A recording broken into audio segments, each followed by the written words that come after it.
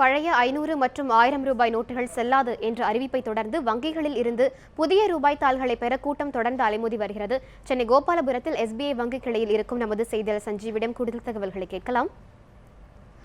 சஞ்சீவி, நீங்க கோபாலபுரத்தில் இருக்கீங்க. சில வங்கிகளில் இப்போ புதிய தாள்கள் விநியோகிக்கப்பட்டு வருது. நீங்க இருக்கக்கூடிய அந்த SBI வங்கியில் தற்போது புதிய தாள்கள் விநியோகிக்கப்படுதா?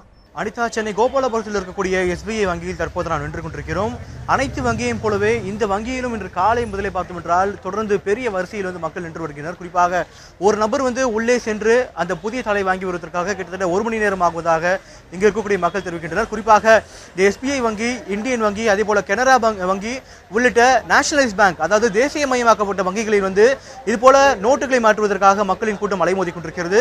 இதே வழியில் தனியார் வங்கிகள் கூட்டம் சற்று குறைவாகவே உள்ளது. ஏனென்றால் நோட்டுகளை மாற்றுவதற்காக இந்த வங்கியில், அதாவது நேஷனலைஸ் பேங்கில் அக்கௌண்ட் இல்லை என்றால் கூட மக்கள் 4000 ரூபாய் மாற்றிக்கொள்ளலாம். அதே போல தனியார் வங்கியை பொறுத்தவரை அந்தந்த வங்கிகளில் கணக்குள்ளவர்கள் மட்டுமே தனியார் வங்கியை நோக்கி செல்கின்றனர். அதை தவிர சாதாரணமாக தன்னிடம் பணம் வைத்துக் கொண்டு மாற்ற வேண்டும் என்று வரக்கூடிய நபர்கள் அனைவரும் இது போன்ற தேசியமயமாக்கப்பட்ட வங்கிகள், குறிப்பாக SBI, கனரா வங்கி, இந்தியன் பேங்க் உள்ளிட்ட நேஷனலைஸ் பேங்கை நோக்கி வரும் காரணத்தால் தற்போது இந்த இடத்தில் குறிப்பாக தேசியமயமாக்கப்பட்ட வங்கிகள் கூட்டம் அலைமோதி கொண்டிருக்கிறது. இந்த இடத்தில் இந்த வரிசை பார்த்தாலே தெரிகிறது. இன்று காலை முதலே இந்த இடத்தில் நீண்ட நிறைய வரிசை இருந்து கொண்டிருக்கிறது.